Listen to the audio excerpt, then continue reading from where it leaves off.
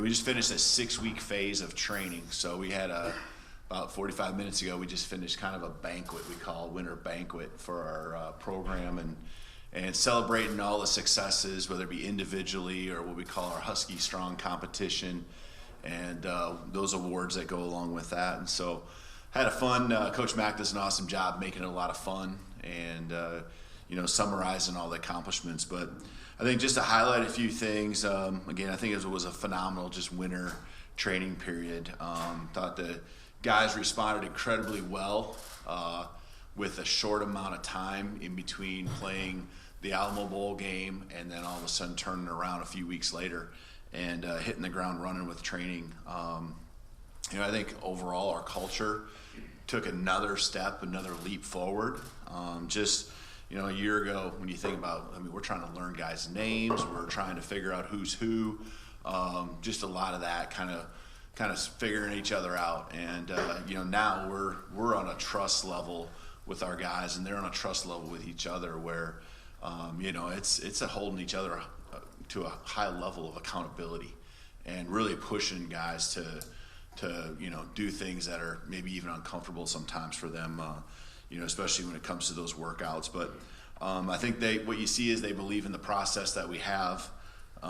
We've seen improved leadership, which should be expected with so many upperclassmen returning. We do things where we put the guys out in front of the team. Our goal is to have a player-led team. We give them the foundation, the guidance, and kind of nudge them and push them along because there's many hours where they're not with us. And so the player-led piece is important. And whenever we've put them in front of the team individually at different times, maybe it's a message or we do a thing called shout-outs. And it's been so sincere. It's been well thought out. The messages, guys are asking to go forward and give a message. And even sometimes maybe there's been a hiccup and a guy's getting, somewhere getting treatment or coming and someone else steps in and just covers for maybe a minute and a half or 2 minutes until the other gentleman or player comes. It's been really cool seeing the growth of our team, and it all comes down to the investment. And they see this as a great opportunity, and they believe in what we're doing. So they've embraced the hard work, and they're having a lot of fun on the journey. I guess that's the best way to put it. I just see so many guys that are just like pouring everything. They can flip the switch when that whistle blows, whether it's 6 a.m., 7 a.m., doesn't matter what time, and they're already on that line in the indoor, in the Dempsey, 7 a.m., Tuesdays, Thursdays was this week. And when that whistle blows, they're ready to go. They're clapping it up and ready for that workout, with excitement. So overall, I think just to summarize the mindset piece, I think of what we've done is the things that were hard before are now, not I don't want to say easy, but we've kind of redefined what hard is. And now what now is easy, guys are taking care of. You can see it especially with the new players that come in where it's a lot to handle, whether it's their schedules, whether it's the workout in particular. And now there's new things that we're pushing them to where, those are hard. And so it's really cool seeing these guys just kind of raise the bar on what, the definition of hard is in our program. So, we'll continue to work out. And the body piece and just building our armor is such a key, part of football. We'll continue to lift 3 times a week, even when we're in spring ball. Our typical week, and I feel strong about this, is to go, 3 days a week. So in our case, most times it's Monday, Wednesday, Friday, with practices, meetings, and then on a Tuesday, Thursday, Saturday morning, we can go with some meetings to cover the practice before, and we can do a lift and continue to just keep getting stronger here during this phase. But some highlights as far as real raw data. There's still a lot being compiled just as we finished, and they're finishing out some testing on a few things, and especially in the body composition area. But every player on average raised this is going from last August to right now, okay? And that was kind of the last test out, was right before fall camp. 2.5 inches per player on the vertical, 4 inches per player on the broad jump, 3 reps at 225 on the bench, increase, and 20 pounds per player overall on their bench max, and then 45 pounds per player on the squat. And those numbers aren't going to be the same jumps as we saw a year ago, because those jumps were so drastic. And you see the newcomers coming into the program having a lot of those jumps that we saw a year ago when we came into the program. So excited about that. I think you can continue to see significant changes in their bodies. Just the lean body mass continue to go in the direction that we want it to go. So, kind of just giving you guys a heads up and the excitement. I think you're well aware. I mean, we've got our roster additions. We had the guys that came in and during the winter. We have 3 high school additions that will join us here for the spring quarter: Caleb Presley, Landon Hatchett, Elenius Davis. We'll have our transfer, Dylan Johnson. And then we have a couple guys who are walking on. One a quarterback with Alex Johnson, and a punter with Adam Saul. And so those guys will be joining us here for the spring quarter. They'll miss the first 3 practices, which is maybe one of the negatives, I guess, if you had to pick a couple things or pick one thing on us having a few practices before spring break. But they'll catch on, and get acclimated pretty quickly. Unfortunately, we had one roster announcement, just one thing with in regards to injury.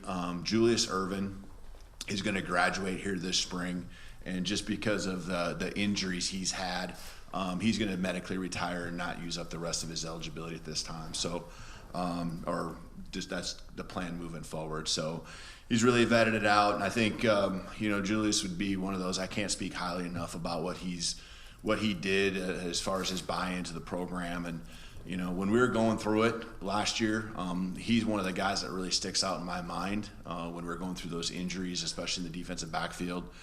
He went out there sometimes and he was cleared to go, but he was he was hurting and playing some pain, and there were injuries that were happening on the field, and he'd come out for a few plays and go back in, and he just knew the team needed him. And I really have a lot of respect for that guy and everything he's done. But he's going to graduate and move on and hit the world, get after things, and kind of take that next step in life. And we're pretty proud of him, and we know he's gonna do great things. So focus area for spring ball, I think, just from a team aspect, and there's things offensively, defensively, special teams that we have as far as goals and kind of areas we want to focus on. But just refining our skills, the guys understand kind of how we teach things, and you're always tweaking things just to make it better, especially for certain guys. Maybe you're a taller player and versus a shorter player, and just how you teach some of the techniques and the strengths and weaknesses that come with even just your different body types. But more attention to detail with the schemes now that they're getting it installed again, just those extra details, and them hearing it again. That's what we're excited about. Building depth at all positions, I think, is critical, just so we're not vulnerable anywhere. We got some slots we need to fill with starters. We lose 3 interior offensive linemen and working guys into those positions, and we're going to mix and match some different combinations of guys and kind of train some defensive backs and figure out what the best spot is for each of these guys. And we have some good ideas, I think, that we'll start with, but we'll continue to develop that and cross train some guys at positions to figure out what is best for their strengths and what they can bring to the team in the best way possible, especially in the defensive backfield. I think our mindset. You take it for granted that when you have a season like we did and we finish out November and December with so much success, and we had that swagger, we had that belief that was genuine, and it doesn't just automatically carry over. Yes, there is a lot of belief, and we have so many carryover guys that a lot of it is in place, but it's a new dynamic. How are you going to replace Jackson Kirkland, who gave some really, really strong, talks and led by example, and how are you going to replace Alex Cook? Some of those guys. I mean, I can go on and on about the senior class we had, but those dynamics change a little bit. New leaders are ready to step in. We're excited about that, and the leaders that we have, continue to raise their role. And so, that 1-0 mindset was something I think we we just really bought into the guys. Whenever it came to an adverse situation, they had a systematic way of being able to own and accept the situation we were in, good or bad, flush it, and move on and play in the present. And we just constantly, I want to say screaming, but we're constantly reminding them that that's what it took. And it's also not just when adversity strikes, but it's also when you get to a point where human nature sets in when things are good too.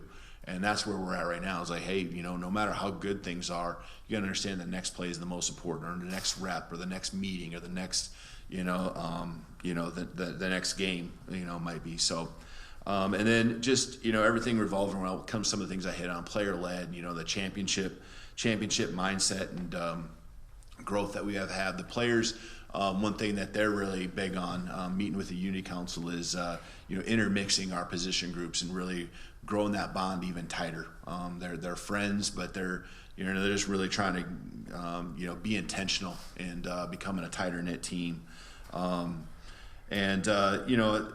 Offense, kind of reload the offensive line, kind of figure out those spots. There's some situational improvement areas that we want to continue to just really focus on and know we're locked in on, as far as what our philosophy would be. Defensively, being able to be confident enough to where we can play aggressive, not ever, never feel like we're right on our heels.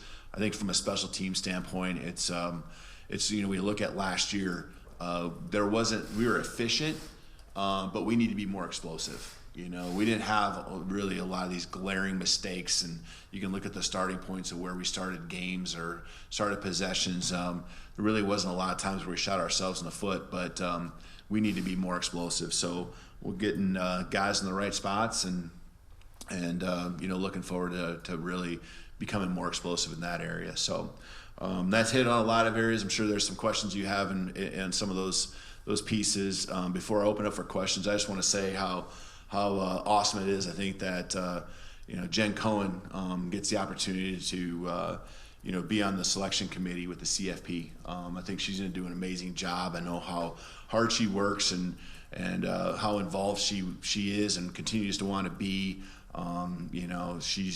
She's perfect for our game, for college athletics, and she is a leader, not afraid to say and speak up.